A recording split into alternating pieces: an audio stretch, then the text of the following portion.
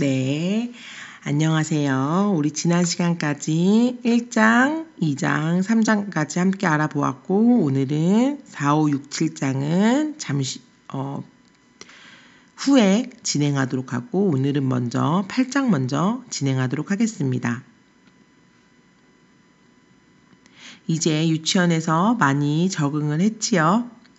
우리 원아들도 우리 선생님들을 보며 반가워하고 이제 얼마 안 남았으니 조금 더 힘내시길 바랍니다. 제가 매 시간 꼭 출석 체크를 확인하고 있는데 의외로 수업을 듣지 않는 친구들이 있어 염려가 됩니다. 그리고 1차 시, 2차 시는 다 끝까지 들었는데 3차 시는 듣지 않은 친구들 혹은 듣다가 중간에 멈춘 친구들이 왕왕 있어서 걱정이 됩니다. 서로 주변 친구들에게 끝까지 들을 수 있도록 격려해 주시길 부탁드립니다. 저도 제 수업을 한번 모니터링 하는데 오늘은 좀 다른 것 같지 않나요? 제가 마이크를 교체했습니다. 지지난 시간 너무 목소리가 작다거나 혹은 지지직 되는 소리가 좀 많이 나는 것 같아서 새로 마이크를 구매했습니다. 어떻게 오늘은 들으시기에 편안한가요? 네. 힘든 시기이지만 한번 웃고 넘기기 위해 얘기 한번 해보았습니다. 오늘은 8장 다양한 요구와 상담자적 개입 수업하도록 하겠습니다. 8장에서는 영유아기의 스트레스와 자아 탄력성, 영유아의 개인적 요인, 그 다음 관계적 요인에 대해 살펴볼 건데요. 이 장에서는 발달에 영향을 미치는 다양한 요소를 개인 내적 요인, 가정 환경적 요인, 외상적 요인으로 나누어서 살펴보고자 합니다. 개인 내적 요인에는 개인이 타고난 기질, 그리고 감각적 특성에 따라서 주변 환경과 대인관계 양상에서 나타나는 현상과 개입 방법을 다루고자 합니다. 가정적 요인에서는 이러한 관계적 요인, 다양한 가정 환경이 아동에게 미치는 영향과 개입 방법에 대해 탐색하고자 합니다. 마지막으로 심리적 외상에서는 유아가 경험하는 외상의 영향, 외상 극복 방법, 상담적 개입 방법을 알아보고자 합니다. 갑자기 의자에서 소리가 나는 바람에 당황했습니다. 다시 설명하자면 외부의 압력을 받으면 긴장, 흥분, 각성, 불안 같은 생리 반응이 일어나는데 이런 외부 압력을 스트레스 요인이라고 하고 여기서 벗어나 원상복귀하라는 반작용을 스트레스라고 합니다. 따라서 적응은 스트레스 원인에서 신체를 대처하게 하는 것을 적응이라고 표현하고 증후가 생긴다는 것은 스트레스 결과로 나타나는 어떤 반응을 말하는 것을 증후라고 합니다. 영유아가 지닌 심리적 자원은 보호 요인이 되기도 하고 심리적 부담을 해결할 수 있는 능력으로 확장됩니다. 따라서 상담자나 교사는 영유아의 건강한 발달에 위협이 되는 위험 요인을 알고 위험 요인을 제거하거나 영향력을 감소시키는 방향으로 아동을 지원해야 합니다.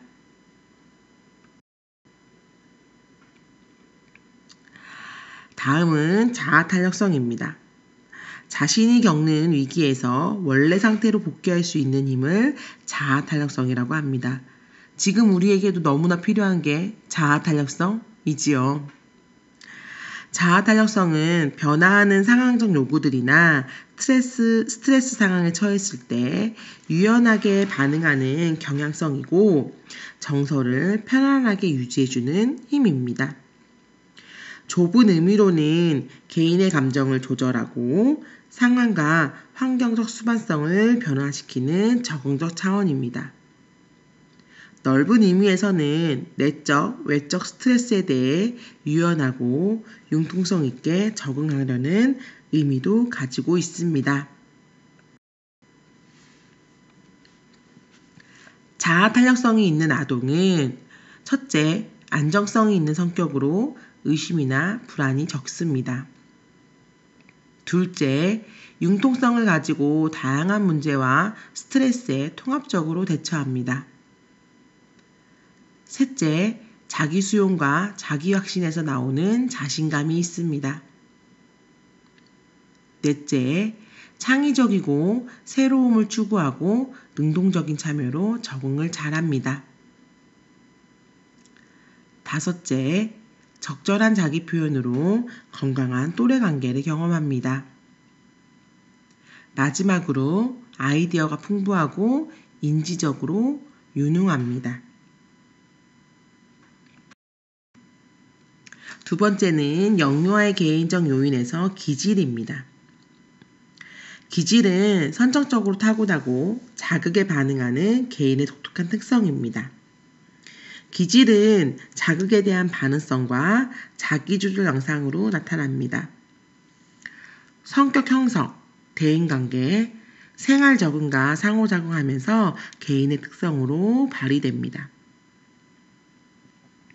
기질은 영화의 자극에 대한 반응 강도, 자극에 주의를 기울이는 정도, 운동, 활동 수준, 생리적 규칙성, 정서적 자기 조절 측면에서 타고난 개인차를 의미하기도 합니다. 우리는 흔하게 단순하게 순한 아이, 느린 아이, 까다로운 아이로 나누기도 하지만 토마스와 체스가 9가지의 기질적인 특성에 따라서 영유아를 융통성이 있는 기질, 조심성이 많은 기질, 활동적인 기질 유형으로 분류하였습니다. 융통성이 있는 기질은 우리가 쉽게 나눴을 때 순한 아이 기질과 비슷하고요. 조심성이 많은 기질은 느린 아이와 비슷합니다. 활동적인 기질의 아이는 까다로운 아이와 유사하다고 볼 수 있습니다. 특성은 표를 참고하시면 좋을 것 같습니다. 이러한 영유아의 기질적인 특성은 환경의 적응 양식, 관계 맺는 방식, 상호작용, 양육자와의 관계에 영향을 미칩니다. 특히 활동적인 기질로 까다롭고 예민한 아이는 양육자와 부정적인 상호작용을 하거나 갈등을 유발할 소지가 많습니다. 기질이 발달가업에 문제를 일으키는 정도는 환경과의 적합성과 상호작용에 따라 영향을 받습니다.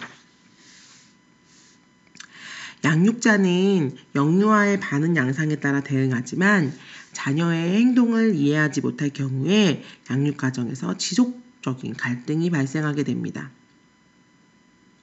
이러한 갈등 정도는 부모-자녀 관계의 질을 결정하게 되고 영유아의 기질적인 특성이 발휘되는 양상을 결정하는 요인이 됩니다. 영유아의 기질적인 특성은 관계 손상의 원인이 될 경우는 위험 요인이 됩니다. 양육자에 의한 기질의 적절하고 조화로운 양육은 친밀하고 안전한 관계 형성으로 보호 요인이 될 수 있습니다.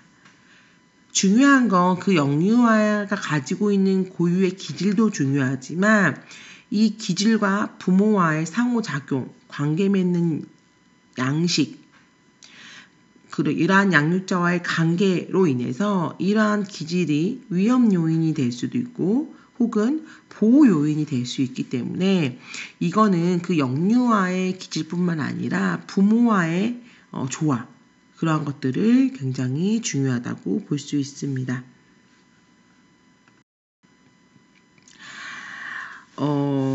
이러한 기질의 각 기질 특성에 따라서 강점과 어려움이 있습니다.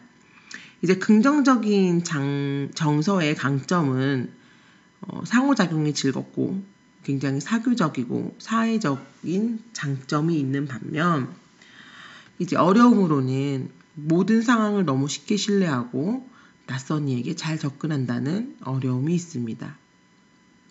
짜증이 많은 영유아의 강점은 짜증을 아무래도 많이 내다 보니 욕구를 주목받고 쉽게 충족할 수 있는 상황 여건이 됩니다.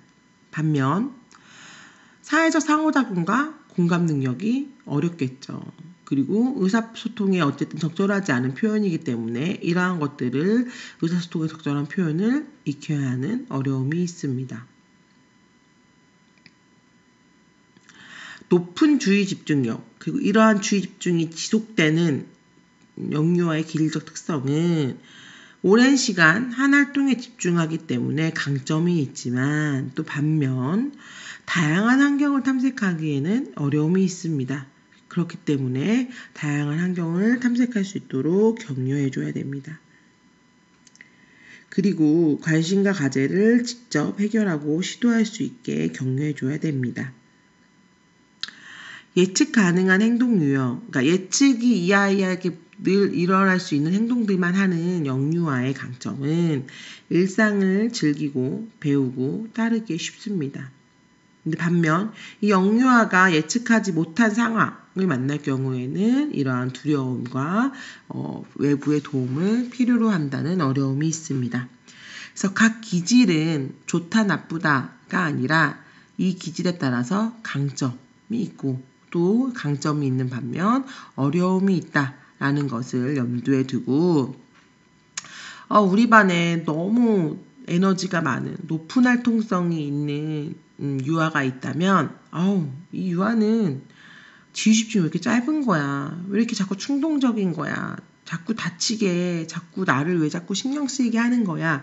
라는 어려움만 생각하는 것이 아니라 이 활동성이 높음으로 인해서 다양한 자극과 환경과의 상호작용, 사람과의 상호작용이 빈번하게 일어날 수 있다는 강점을 생각하면 좋을 것 같습니다. 두 번째는 감각입니다. 사실 우리가 배우는 감각은 이제 영아 시기에 이제 다양한 감각을 통해서 세상과 상호작용을 하고 오감각이 굉장히 중요하다. 그래서 감각을 이용한 활동들을 많이 해야 된다 정도로만 배우는데 사실 아동상담 이론에서 아동상담 과목에서 감각은 굉장히 중요합니다. 감각은 태내기부터 시작돼서 출생 이후에 일상생활을 통해 습득됩니다. 그래서 태내기 때 완성돼서 나온 감각도 있지만 그렇지 못한 감각이 훨씬 더 많습니다. 그래서 일상생활을 통해서 이 감각들을 이 아이가 습득하게 됩니다. 우리 몸은 여러 감각체계로 이루어져 있고 신경계는 외부로부터 유입된 이러한 감각 정보를 수용하고 처리해야 됩니다. 그래서 이러한 감각을 통합하는 것은 자신의 신체와 환경에서 주어진 감각을 조직화하고 신체를 효과적으로 사용할 수 있도록 하는 신경학적인 과정입니다. 이러한 감각 통합은 고유수용 감각, 전정 감각, 촉각, 시각, 청각, 공간 감각을 해석하고 감각을 통합하여 적응적인 행동으로 기능하도록 돕는 것이 감각 통합입니다. 이 감각 통합은 운동 능력을 발달시키고 정보를 조직화하고 주의력 발달과 조절을 시키고 아동 내적으로 동기를 일으키고 자발적인 참여, 사회적 상호작용을 형성하는 데 중요한 역할을 합니다. 이러한 감각 통합이 이루어져야 이 영유아들은 대소근육 발달을 일으키면서 뛸 수 있고 시각, 그죠? 그리고 설 수 있는 대근육 이러한 것들을 발달시키고 통합하게 됩니다. 그래서 이 감각 통합을 한다는 것은 굉장히 중요한 역할이라고 볼 수 있습니다. 이러한 감각은 일정한 순서에 따라서 통합이 되고 아이들마다 속도의 차이는 있으나 같은 순서를 따릅니다. 어떻게 이해하면 좋으냐면요. 영유아들이 누워 있다가 뒤집고 목을 가누고 앉고 서고 앉고 기고 서고 걷고 달리는 순서를 따릅니다. 속도가 빠를지언정 목을 가눈 다음에 바로 뛸 수는 없습니다.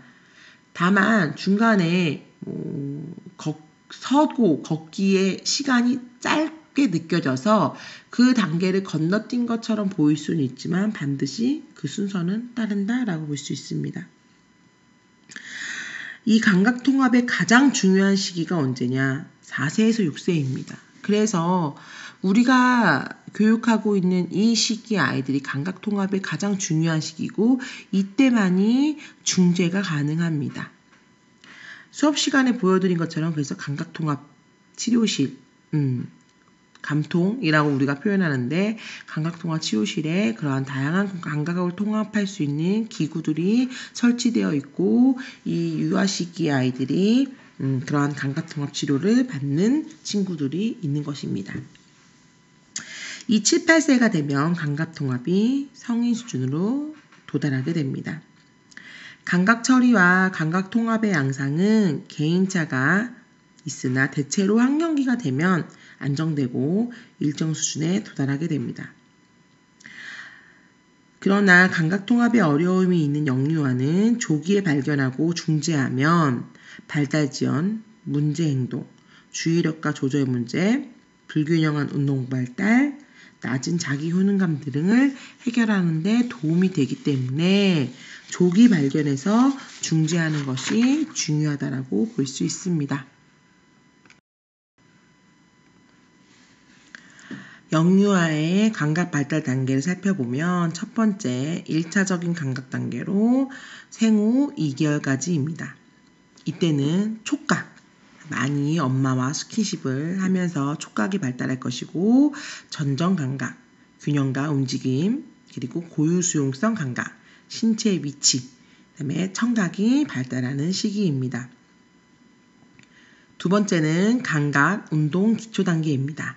생후 3개월부터 이제 1세까지 단계로 신체를 인식하는 신체 지각, 그 다음에 신체 양측을 조화롭게 사용하는 양측 협응, 그 다음에 이때 우세손이 결정되는 편측화, 그 다음에 운동 실행을 계획하고 실행하는 감각이 발달합니다.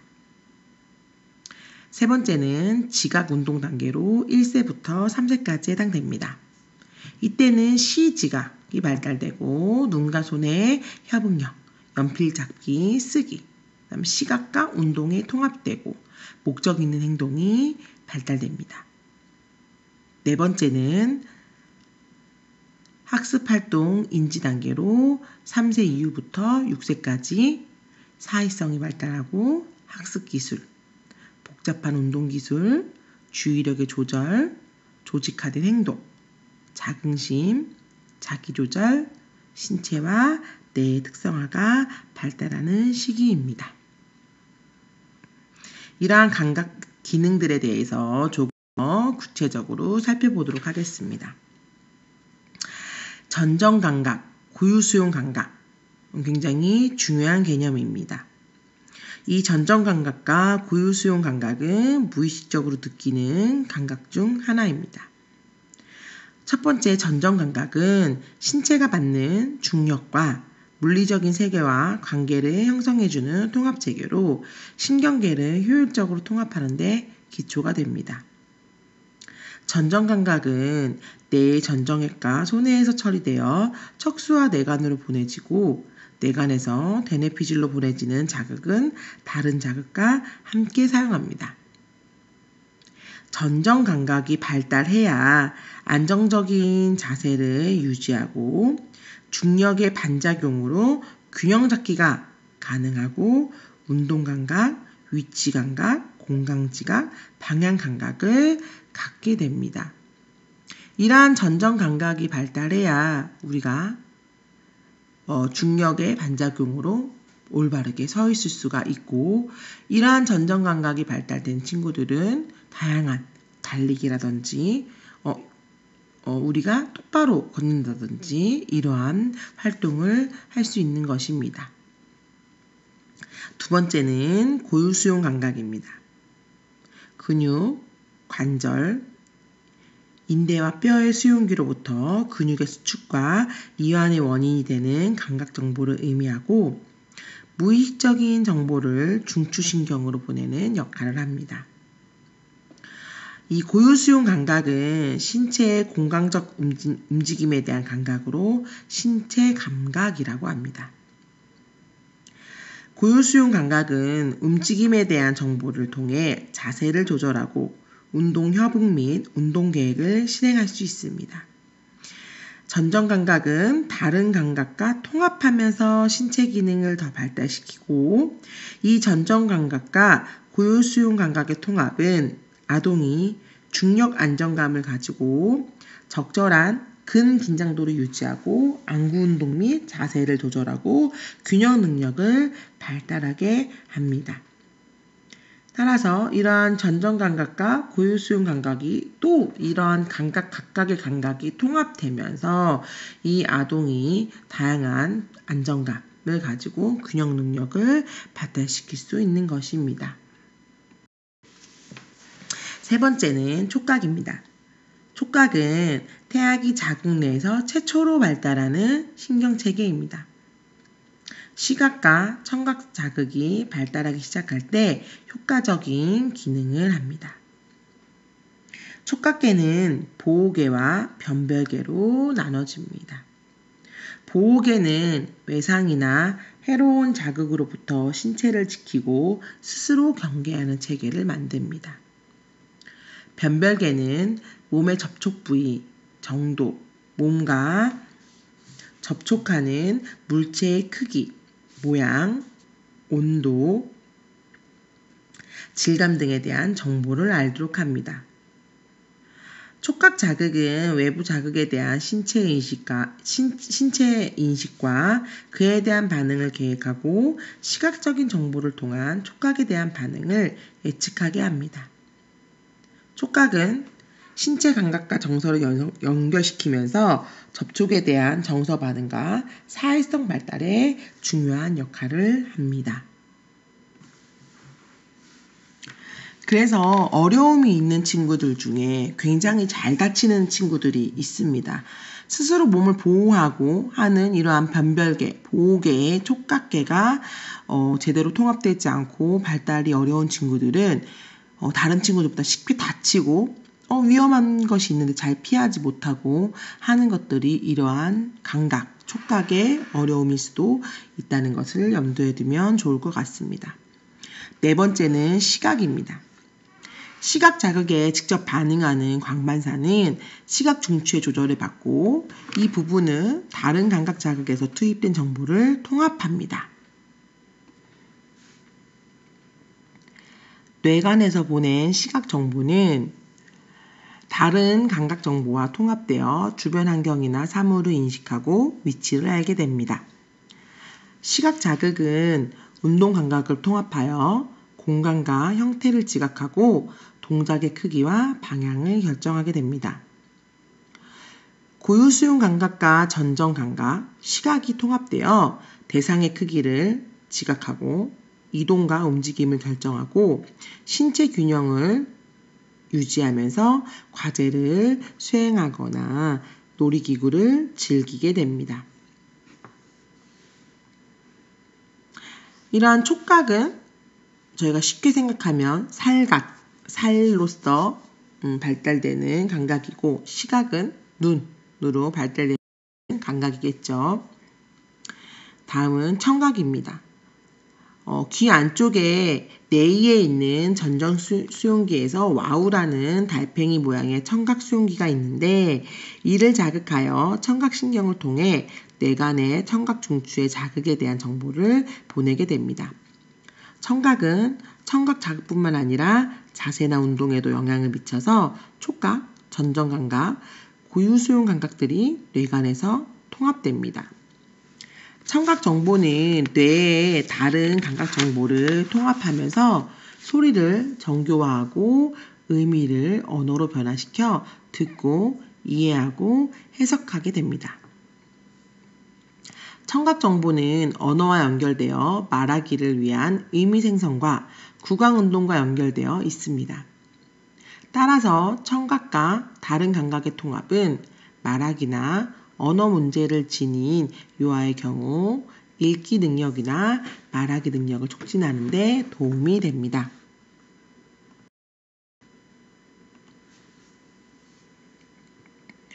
위에서 살펴본 이상의 감각을 조절하거나 실행할 때 문제가 있는 아동들은 감각 처리를 할 때 과소, 과민 반응을 보이거나 감각 추구 반응을 보이며 감각 통합에 어려움을 나타냅니다. 감각 조절 문제는 행동적, 감정적, 신체 반응의 문제, 과잉, 가소 반응을 나타나고 실행 문제는 지각, 조절, 운동 계획의 문제로 나타납니다. 감각 통합에 어려움을 갖는 영유아는 놀이, 일상생활 동작, 맥락에 맞지 않은 반복적인 행동, 상동 행동, 학습 문제, 의사소통, 대인관계, 정보 조직화, 주의 집중 등의 문제가 발생합니다.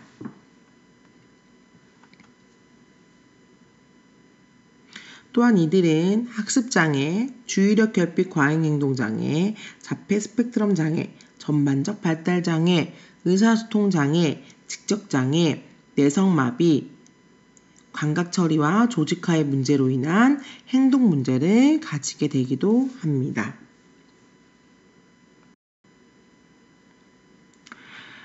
그럼 이러한 어려움이 있는 친구들은 어떠한 상담 개입 방법이 필요하겠느냐라고 본다면 감각 통합에 어려움이 있는 아이들에게는 조절된 감각 자극을 제공하고 적응 반응을 계획하고 조직화하여 감각 정보들을 처리하고 통합하는 감각 통합 치료가 필요합니다. 감각 통합 치료는 미국의 작업 치료사인 장 아이레스에 의해 개발되었습니다. 감각통합 치료는 감각 자극을 수용하여 중추신경계에서 처리하고 통합하는 감각계의 모든 활동을 통합하고 적응적인 행동으로 유도합니다.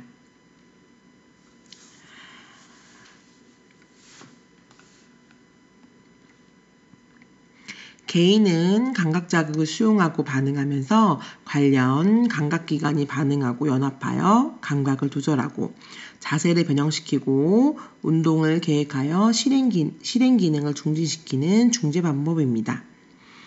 이러한 감각통합 치료는 유아의 문제 행동과 감각 처리 방식을 평가하여 감각통합의 문제와 운동 방식, 행동 문제를 이해하고 치료적인 계획 목표와 세부 내용을 설정하고 중재 방법을 구체화시킵니다.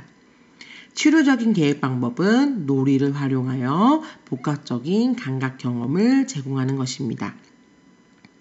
감각통합실의 예로서 밑에 그림 8-1이 있지요. 수업 시간에도 한번 본 감각통합실입니다.